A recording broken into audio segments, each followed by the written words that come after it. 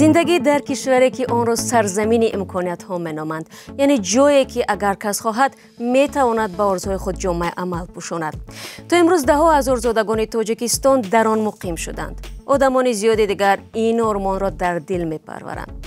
باور دارم در بین شما دوستان مهربان که برنامه روزگار ماجی را تماشا دارید، شاید هستند آنهایی که راههای رفتن به این کشور را میجویند.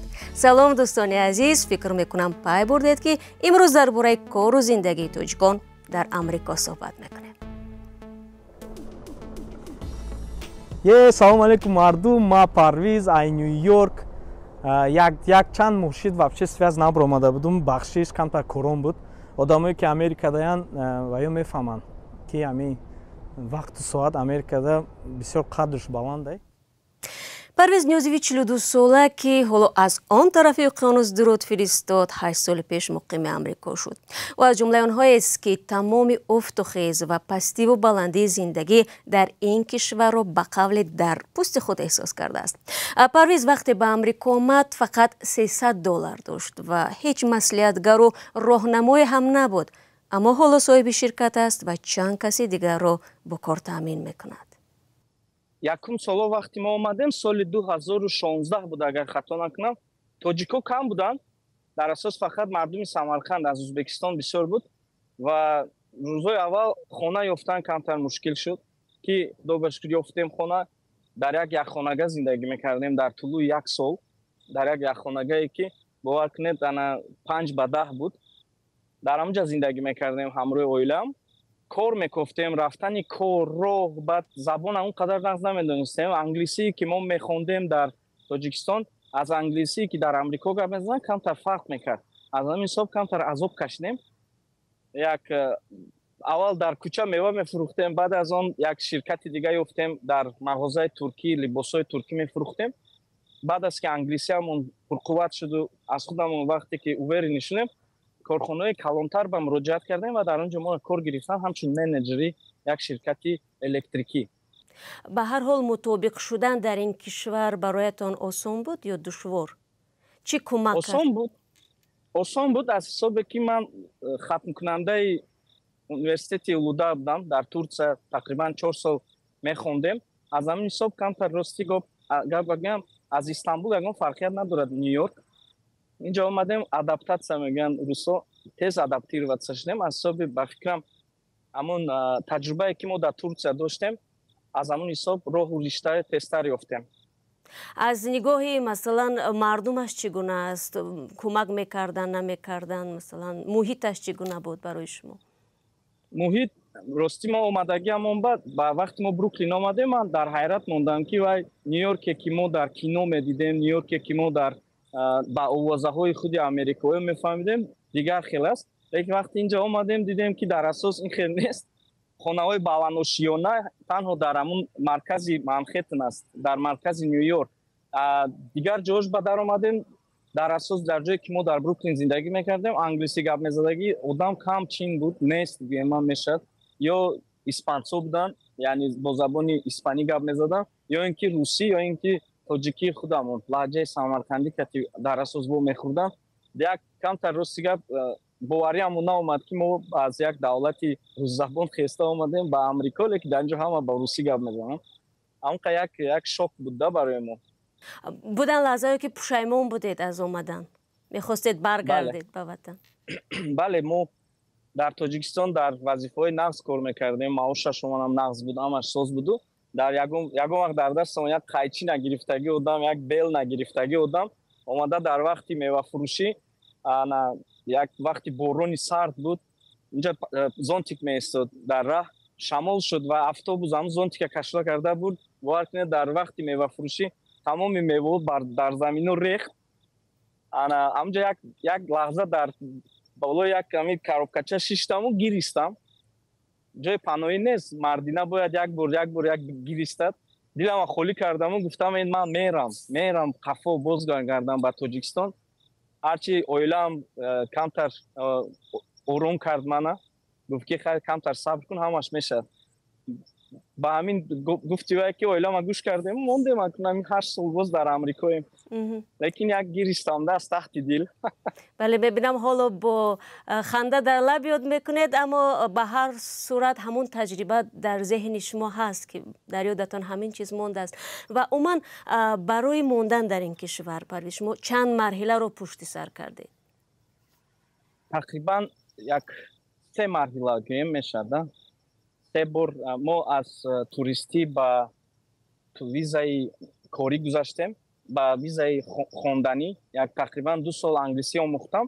بعد از آموختن انگلیسی من با ویزای بیزنس مراجعت کردم و گرفتم. تقریبا در دوام خطا نکنم 2 سال شد ما صاحب گرین کارت شدیم.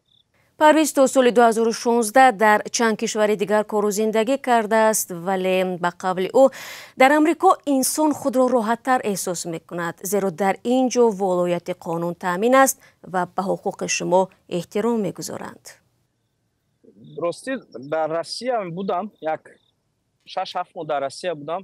کمتر مناسبت مردم روس با نسبت تاجیکان بیزه بود. از اروپا هم در ترکیه که بودیم ترکیه هم مثلا اونقدر به من به جلب ناومد.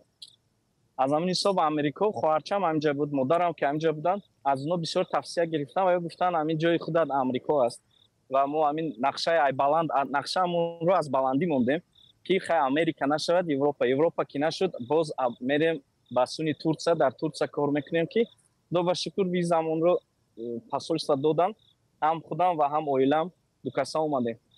مصاحبه ما گفت به فرق از سالهای پیش حالا زندگی در امریکا گرانتر و پیدا کردن خانه اجاره مشکل تر شده است. از سالهایی که ما می اومدیم و عین حال خیلی دیگرگونی های بسیار شدگی است. وقتای پیش مثلا صاحب گرین کارت می اومد هم خانه داشت هم کار هم مثلا برای حجت کنیاشون خیلی آسان بود. عین حال همین پرابلم کلان مشکلی همه کلان این خانه یعنی که صاحب گرین کارت دار بسیارش اویلادار که باشد از من توصیه اول آدم مردینه بیاید جای زیست جای خوب همه همین چیزاشون رو تشکیل کند بعد اویلاشون بیارن به این حد نقض میشد برای که هم رس خودشون کم میشد هم مقصد درد سرشون کم میشد برای که در اینجا گرفتن خانه هم گرفتن خانه در اینجا خیلی قین شده است برای مردم تاجیکستان برای این از سردنی آسیا خانه نمیدین میدونن که خانه میگیریم ما 5 کس زیاده 6 کس میستیم از همین حساب ریلتورو کمتر شبه‌آور به ما خانه داده شده است. اما یک عین حال همین مشکلی است. اگر با سالهای پیش رویم سالهای پیش با گرین کارت آمدگی آدم با حضور میتونید با تاکسی برای کار کند میتونید با ترک گفتگی دلنبایشی کار برای میتونید رفته به یگان دخوت خانه گرفتن میتونید پیش وقتا احوال باشد اینا زیاده از 1 تا 2 تا دیپازیت میخوان یعنی پیش پرداخت میخواد پیش پرداخت میخوان و خانه ها وقتی میگیرید مبلش به مبل میتین یا اینکه به یگان سپانسر واسه یگان کسب خانه نداده استودن. حالا ما در وقت صحبت داریم که مثلا علاقه شروع شد پر کردن گرین کارت از نو شما چه توصیه میدید در کدوم حالت مثلا امکانی بردی گرین کارت زیادتر است از اون نفرانی که پر میکنند باید به چه اهمیت بدین که امکانیت بردشون بیشتر میشود؟ ما یک خطاگی کلان داریم اویلا داریم لیکن اویلامون نمینویسیم فرزند داریم لیکن فرزندامون نمینویسیم میگم هم به اویلا پر کنیم. اولین خطاگی که تاجیکای ما میکنیم بسیارش این اویلا داریم به اویلا مینویسیم بعد اینکه از اون امریکا که اومدیم با گرین کارت بعد در دعوای ادوکات و در دعوای پول میشیم تا اینکه اویلامون با فرزندامون بیاریم. یک چند روز پیش من یک نوارم کرده بودم از همه اساسی خطاگی که ما میکنیم این صورت رسمی که ما روی میکنیم با طریق اینترنت با گرین کارت وقتی پر کردن خیلی خطاگی بسیار میکنیم فتوشاپ استفاده میبرن یا اینکه در یک جایی میرن صورت میگیرن که وای صورت در یگان جو تغییر نمیبیاد یعنی کامپیوتر میدونید که این گرین کارت رو کامپیوتر انتخاب میکنند و کامپیوتر مثلا نمیدوند تولد چند است و نمیدوند نمره پاسپورت تو چی و نمیدوند فرزند داری اویلا داری یا که پدر و مادرت نامش چی این چیزا کامپیوتر نمیدوند. کامپیوتر تنها از روی سیمای شما میگیرد اگر رسمی شما طریق همون ریکوایرمنت میگن тариқ ҳамун чӣ мегӯянд тоҷикӣ айдам ҳамроҳ омадааст талабот ҳамун талаботи муайяни худашро дорад. Агар ҳамун талабота гузашт, компютер бас мегузаронад шуморо. Тақрибан аз 3-4 проверка мегузарад сурат. Агар расми шумо талабота ки гузашт, баъд аз вай ҳар як кишварро тақсим мекунанд ва аз ҳар як кишвар то 7% интихобкунанда мегиранд. Масалан, агар 100,000 пур карда бошад, то 7%-ашро мегиранд ва аз даруни вай боз филтр мекунанд хондагӣ ё нохондаша. Боз ба статистикаи худашон кадом одаме ки ба Амрико лозим аст, ҳамуна критерияша баланд мекунанду ҳамун одамо мегузаранд. برای خطاگی اساسی این در رسمگیری اهمیت باید کرد مردم ما. زیاد هستند تاجیکانی که طریق گرین کارت سالهای آخر میکوچند به آمریکا؟ خودش با قانون گرین کارت از تاجیکستان زیاده از 3-3.5 هزار آدم ورود میکند و میبیاید.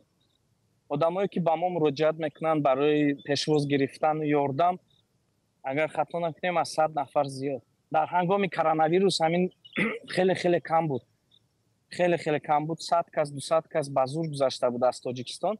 همین سال لیکن از بعضی پاسپورت در تاجیکستان اجازه دادن ویزای گرین کارت بود شد و اجازه دادن. از همین سال تاجیکا بسیار میبینن. همین سال تقریبا با حساب ما از 3000 زیاد تاجیک باید بیاید. و آنهایی که آرزوی کار و زندگی در این کشور را دارند، باز از کدام راه قانونی میتوانند خود را به آمریکا رسانند؟ راه قانونی خیلی بسیار است. هست مثلا ویزاهایی که EB3 میگویند در آمریکا. EB3 این شرکتایی که محتاج کارگر ارزان و کارگری که یک چند زبان رو میدونند دارد. اگر در اینترنت کسی که دل نیتی آمدن به آمریکا دارد، اما ویزای EB3 رو انتخاب کند و EB3 چی معنا دارد؟ و شما یک شرکت شما رو همچون کارگر به خود دعوت میکند و شما میتوانید بیایید. باز از ویزاهای استودنتی مثلا اومده در اینجا همچون استودنت کار کرده، اگر که تبی دلتان شود معقول که شد آمریکا، میتوانید بعض از اون ویزاتون رو عوض کنید و در آمریکا لیگال استاتوس کتی زندگانیتون دوام کنید. یعنی به هیچ وجه رفتن طریق غیر قانونی توصیه داده نمیشود؟ نه میبینم عذابشون راستیگه شالو از درون تورما زنگ میزنن دلم ریش میشد. یگان توصیه دادن نمیشد. آیا میگذارد یا نمیگذارد؟ خیلی حد امکان یاردم کردیم، لیکن وای راهی که اینو انتخاب میکنن غیر قانونی گذاشته اومدن، وای راه باور کنید خیلی راه آسان نیست. راه خیلی وزبین است. بعضی وقت میشد که فرزندو دخترای یا اینکه اویلوشون میگیرن از گرانیسا میدوزن. خیلی حالتای هم بود. خدا بشکر از تاجیکان نبود یگان وقت نشنیدیم، لیکن از کشورهای قرقیزستان و قزاقستان اویلوشون و دخترچه 14 سالشون همین مافیوزو میکشن میگیرن. اکنون وجدانی مردی ما نمیبردارد این چیز رو. فکرش را شروع کنن. فکر از بخیلی نمیگم، شاءالله باور کنید پول کلان رسد میکنن. خیلی پول کلان رسد میکنن. از وای همین اروپا روان تماشا روان خیلی جای توریستی بسیار است. همجای همش گردن بعد با ویزای آمریکا مراجعت کنن، شاید میتونن از حساب هیستوریای توریستیشان. لیکن پول کلان رسد کردن و ریسکوات کردن با جان با پسیخولوژی کودکان ویران میشه در ویرو. همین یک بار خوش رو فکر کنن برادرانی که به سفر میبرن. از روی مشاهده های پرویز، اکثر زادگان تاجیکستان برای کار و زندگی اساساً دو ایالت نیویورک و پنسیلوانیا را انتخاب میکنند. تاجیکان بیشتر به نیویورک میبینن، با بروکلین. از حساب چی؟ از حسابی که در اینجا زبان انگلیسی دانستن اونقدر مهم نیست.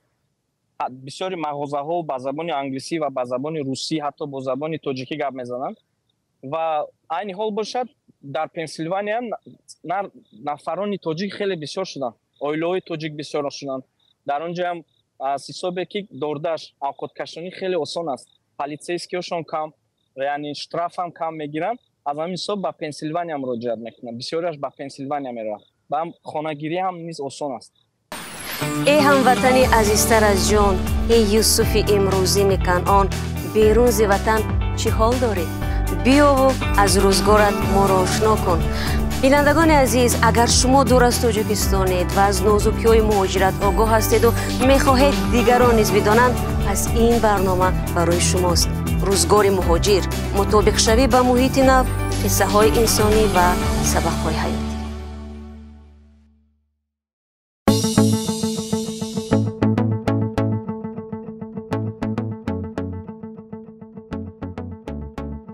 парвиз мегӯяд муҳоҷирони тоҷик бештар ба корҳое машғул мешаванд ки пайдо карданаш осону даромадаш бештар аст ва ба фармонфармоӣ касе пойбанд нестанд.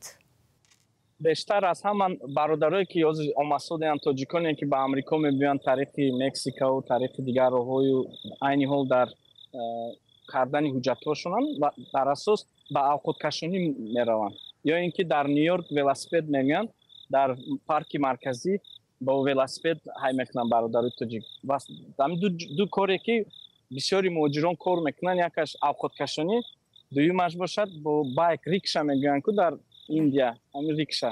парвиз мегӯяд муҳоҷире ки ба амрико меояд дар марҳилаи аввал ба касе эҳтиёҷ дорад ки машваратҳои дуруст бидиҳад. аз ин рӯ вай талош мекунад ҳарчи бештар дар ин роҳ ба ҳамватанон кӯмак расонад. кӯмаки мо барои ҳуҷҷатгузорӣ дар асос ман адвокат нестам шаҳво ана дар асос бо хона ҳозир айни ҳол хона ёфтан хеле мушкил аст. дар асос масалан рафта бародарои тоҷика метавонем аз аэропорт пешвоз гирем ҳуҷҷатҳошон ба ёрдам метем то ҳамин рӯз агар хатонак дар давоми 3-4 моҳ зиёда аз 1000-2000 муҳоҷир тоҷик муроҷиат кардагӣ аст ба худи ман ва ҳар рӯз қариб аз зиёда аз 40-50 кас занг мезанад то ягон маълумоти дақиқ аз мо гирад. хонаамон аниқ дар ҳар рӯз қариб 20 кас мебиёд хона. хатонак нам дар як рӯз зиёда аз 50 нафар муҳоҷир тоҷик занг мезанад ба хона мебиёяд як корашро буд мекунем меравад. аммо масалан мо зиёд аз мушкилот гуфтему чи ҳастанд тоҷиконе ки то имрӯз муваффақ шуда бошанд дар амрико? ҳастанд.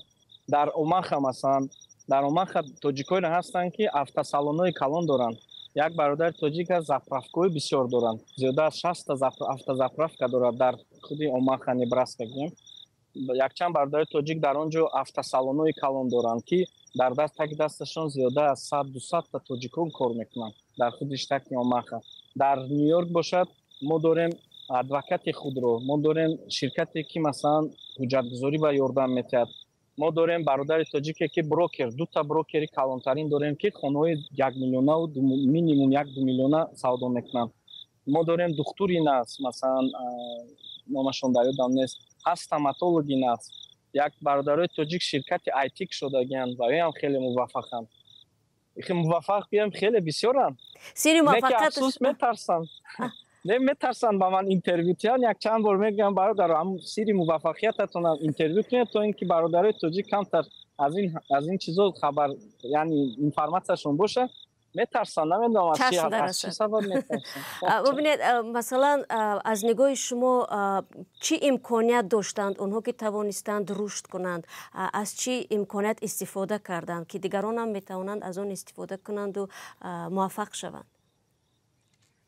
дар худи Нью-Йорк масалан мо як рубрика ба наздикӣ мекунем кушодани ширкат, кушодани корхона. мо ба рӯзҳои наздик як офис гирифтем барои кушодани сартарошхона. мо як навор мекунем то ин ки чӣ хел ҳамин ширкатро кушоем ва чӣ хел ҳамин корро ба пеш барем. барои тоҷикон ҳамина нашр мекунем ки роҳу риштаи кушодани ширкат. дар Нью-Йорк тарсидан лозим нест. ҳама чӣ муҳайё аст. рафта бо брокер гап мезанед, ҳамаи ҳуҷҷатотонро тайёр мекунад. рафта бо ҷояшро ёфта, ҳама чӣ ба интернет метавонед харед. танҳо дар гирду атрофатон бояд одамони боваринок бошад ки шуморо пага аз пуштатон корча назанад. як овоза ҳаст дар гирди тоҷикон, намедонам аз чӣ сабаб мехем мегӯяд яккай париз биё аз тоҷикон дур бестем ки ин хато аст. ман то ҳол дар гирдам тоҷиконам, намедонам барои чӣ ҳамин як негативни мнения аст байни халқ ва ки биё ҳамин ман кор кунум аз тоҷико дуртар кор кунум. тарсидан лозим нест, фақат ҳамин ҳаракат кардан дар кор. дар Америка тамоми шароитҳо ҳаст. агар тозаву ҳалол кор кунанд ягон мушкилӣ намешавад. агар бо ҳамун гуфти рӯсо шӯримӯриву ҳамин фиребгариву ҳамин дурӯғгӯӣ кати кор кунанд, вай кор барор намегирад, вай ширкаташро ё маҳкам мекунанд ё худашро ба ҳабс маҳкам мекунанд. ва агар аз шумо пурсанд ки тавсияи асосиятон ба онҳое ки мехоҳанд барои кору зиндагӣ ба амрико биёянд кадом аст, шумо чӣ мегӯед? дар амрико аз ҳама асос ҳамин қонунро риоя кунанд. аз ҳама асоси ҳамин аст ва расходи калон накунанд. мебиёянд масалан ана бисёр ширкатҳое медонем ки расходашон калон аст. ҳозир ман мебинам бисёр бачаҳои муҳоҷир омадагиянд аз Россия инҷа кор, мебинам дар дасташон телефонҳои пеши пеш, масалан телефонҳои айфонҳое ки дар дасти мумкин бизнесменҳои америкоӣ нест, лекин дар дасти бародарои мо ҳаст. лекин мақсади омаданашон ба Америка кор кардан аст. якбора расходашон калон мекунанд, хона мехаранд дар Тоҷикистон, мошин мегиранд дар Тоҷикистон, телефон мехаранд дар Тоҷикистон, лекин планировкашон муайян нест. кор мекунанд, як мебини кризис мешад, ҳам хона фурӯшба, ҳам мошин фурӯшба, ҳам телефон фурӯшба. чӣ лозим? камакак иқтисодӣ худашонро бақувват кунанд, камакак масалан як $20,000 дар кисашон ҷамъ кунанд ва баъд расход кунанд меша. бисёр мебинам бародарои тоҷике ки уже доходашонро дида зарарашонро ҳисоб намекунанд, якдам ба фоида мераванд, фоидаашонро ҳисоб мекунанд, лекин аввал бояд зарарро ҳисоб кунӣ. оё оянда чӣ мешавад, оё пагоҳ чӣ мешавад? як банкрот шавӣ, ягон корро пеш наравад, агар ҳама чиз зарар бам, ҳама чиҳатро маҷбур мешӣ фурӯшем. барои ба бародарое ки ҳамҷа мебиёед, камакак расходотон аввал ҳисоб кунед, баъд уже мақсад фоидатон аст. Парвиз Ниёзов 8 сол боз дар ватан набудааст ва ният дорад ба ҳамин зудиҳо ба Тоҷикистон биравад, аммо барои муддати кӯтоҳ, зеро мегӯяд манфиати ӯ ба ҳамватанон дар Амрико бештар мерасад. дӯстони азиз, умедворам шумо низ аз ин суҳбат барои худ фоида бардоштед. зиндагии Парвиз намунаи он аст ки инсон бояд дар ҳеҷ вазъе рӯ афтода нашавад, зеро оташ аст ки оҳанро обу тоб медиҳад. бинандагони меҳрубон, дар бораи зиндагии тоҷикон дар кадом кишварҳои дигар донистан мехоҳед, зери барномаи мо нависед. то мулоқоти баъдӣ, худо нигаҳбонад.